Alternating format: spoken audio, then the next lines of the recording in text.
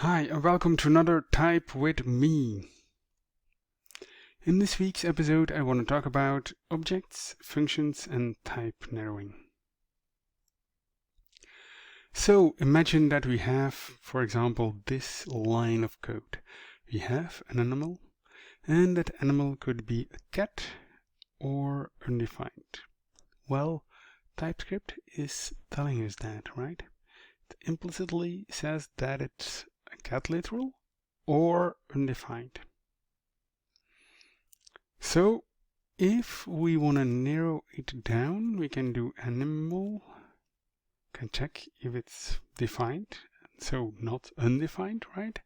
And if you do now console.log from animal, well, you will see that we will get right here cat.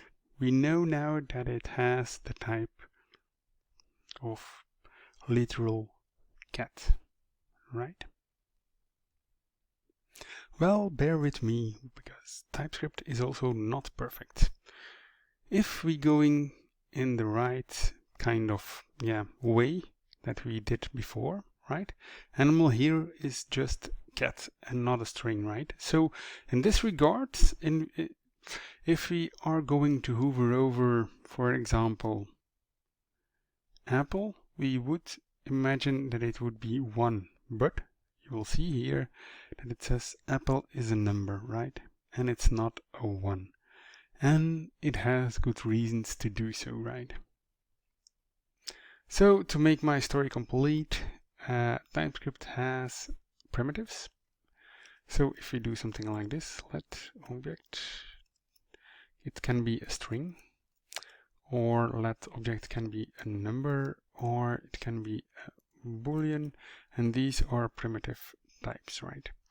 But if you're going to go a little bit further, a cat is literal, right?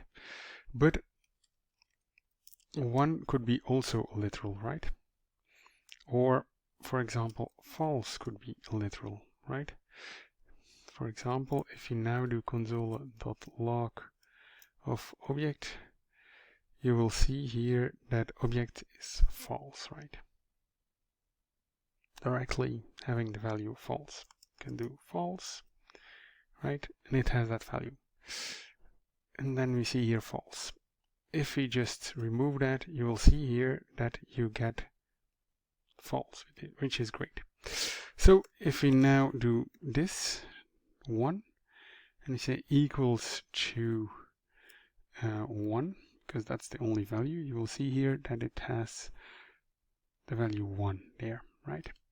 If we have here number equals 1, you'll see here that it has object number, and it doesn't have the 1 like we had with the boolean, right? Or with the string cat, right? So one of the things that I want to test out right here, so here we have that same kind of thing. We have your number. If we here do false, for example, I want to see what would be there. Well, it still is Boolean. So you see here the gradations, because if I now gonna use here cat, you see here that we get the property string and not cat, right? Because it's an object construct and it gets that kind of type right there, and then we just do dot apple and it has a value right here in it, right? Still, it's strange that here we get a number, and if we have here, for example, boolean, and I do something like this, false, you will see here that we get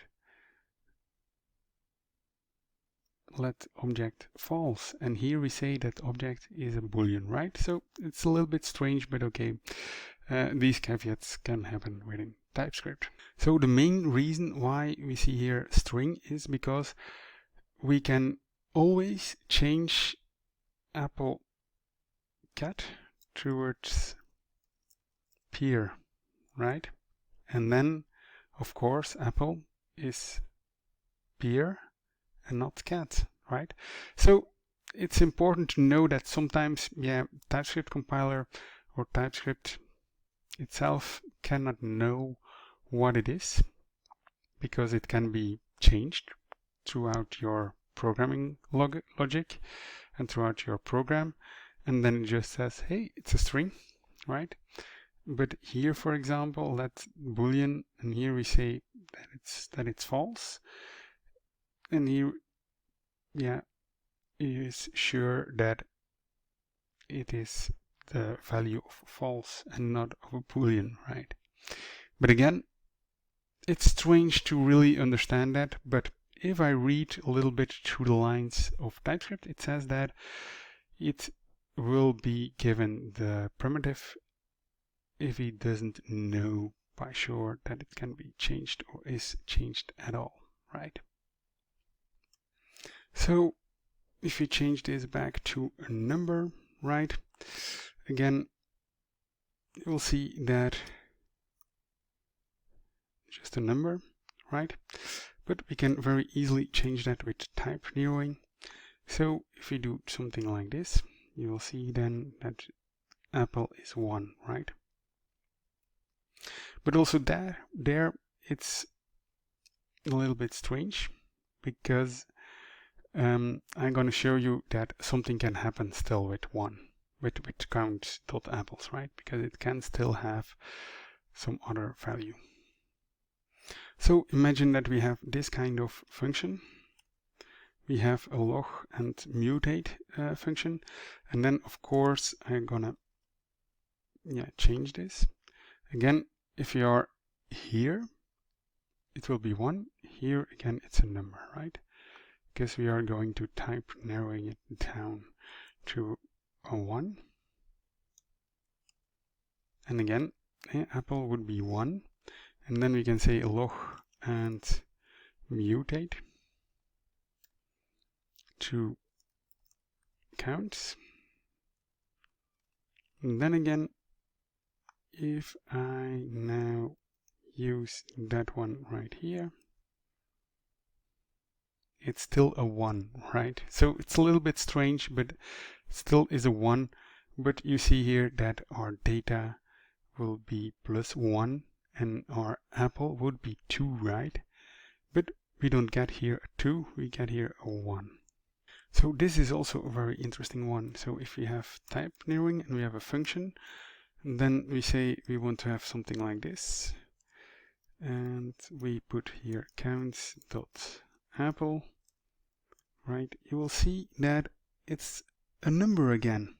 But if we then call a function vv, I don't know, it's just bogus, right?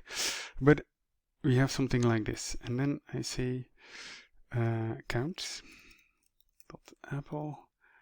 See that it still will be a number, but if we then call that function, right, you'll see here, hey, it's a 1 again, because we directly call that function, right? And we are not gonna call it later on, so he knows now safely that it would be a 1, right? And we get a 1 right there. But if we just declare a function here and we are using it in that function, then yeah, he still says it's a number, because we are not really sure that it would be a 1 there. It's a little bit of a safety, right, of TypeScript to say that it's a number, because of course this function can be called later on when it's not a 1 anymore. So there we have no trade-offs and just say, yeah, it's a number. We don't know by heart that it would be a 1 because it can be called later on in the code. I found this a really nice and great video to show you a little bit how type narrowing works, and that sometimes it works very great, but there are some caveats, right? Like the log and mutate function there. And of course, you need to know that sometimes he does the narrowing it down and say that it's, for example, here a cat and not a string. And here, for example, it's false, but sometimes he doesn't do that. If we just say here 11 and here we said it's a number, for example, yeah, well, it's a number and not 11, right? So again, great kind of testing and playing around with TypeScript. Sometimes you think, yeah, that should be the case and that should be the one that he will do so and provide you with. But on the other hand, I think type narrowing is a great feature within TypeScript. I definitely recommend you to use it. I hope you enjoyed this video as much as I did to just explain you how type narrowing works and what the caveats are about it. I hope to see you next time. Please subscribe to my channel, make some kind of advertising for my channel as well, because it will really help me to create new videos in the near future. Thank you very much and see you next time.